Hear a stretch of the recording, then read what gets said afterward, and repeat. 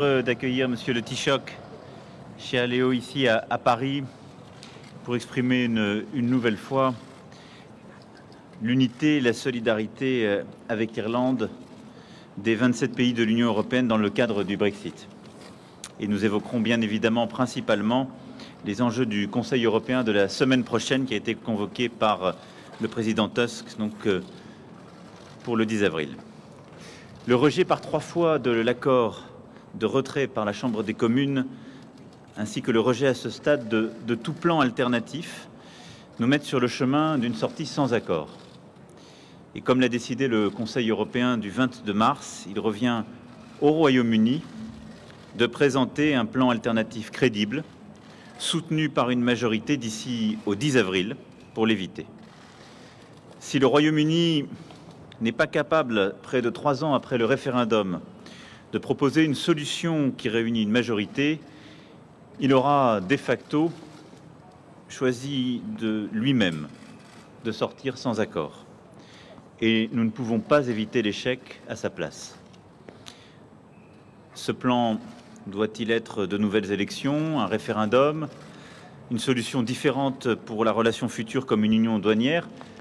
Il ne m'appartient pas ici de le prescrire. Mais nous y sommes ouverts, c'est à Londres de le dire et de le dire maintenant. Une extension longue impliquant une participation du Royaume-Uni aux élections européennes et aux institutions de l'Union européenne n'a rien d'évident ou d'automatique, et je le répète ici avec beaucoup de force.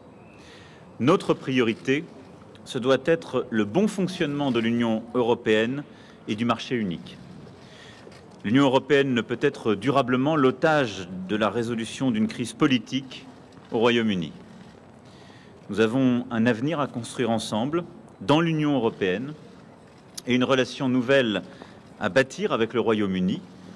Il restera un ami, un allié essentiel, mais nous ne pouvons passer les prochains mois à régler encore les modalités de notre divorce et à solder le passé.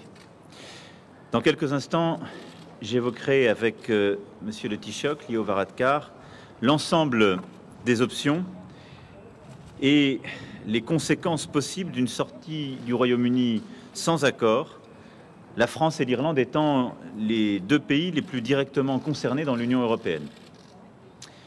Je mesure pleinement l'extraordinaire difficulté qu'une telle situation poserait à l'Irlande. Et je veux ici redire que nous n'abandonnerons jamais, quoi qu'il arrive, l'Irlande et les Irlandais, car cette solidarité est le sens même du projet européen.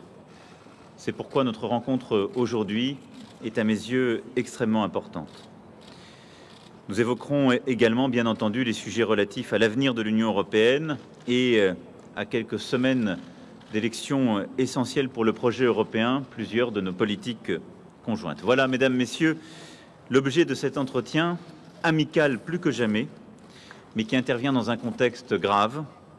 Et c'est avec cette gravité et cette détermination à l'esprit que j'aborderai le Conseil européen du 10 avril prochain. Merci encore, Monsieur le Taoiseach, d'être présent aujourd'hui à Paris.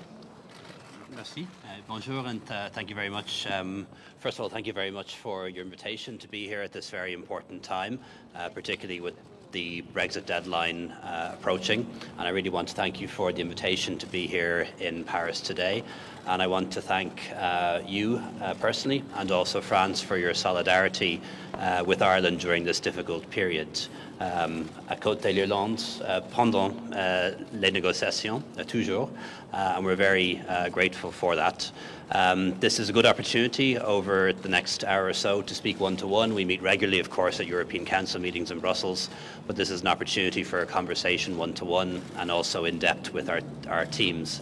It's very much the case that the United Kingdom at the moment is consumed by Brexit. But Ireland and France and the European Union shouldn't be consumed by Brexit. We have a very positive, forward-looking agenda for the European Union, which we want to deliver. We'll talk about that in detail in Sibiu in Romania, and of course we have the European elections and the appointment of a new Commission and Council President in June. And I was delighted to see today that the President's article, which he wrote in the newspapers around Europe, has been translated into Irish, into La Langue Gaelique, which was great to see today, done by your embassy. And I know we'll have a chance to speak about the future of Europe later. But obviously the main topic of conversation is, of course, going to be Brexit, with a deadline upon us next week. At the last European Council meeting, we gave the United Kingdom some time, some space and opportunity to come up with a way forward. As things stand, the United Kingdom will leave the European Union on the 12th of April without a deal. However, there is still time for the Prime Minister to come to the European Council with proposals that are credible and have a clear pathway to success.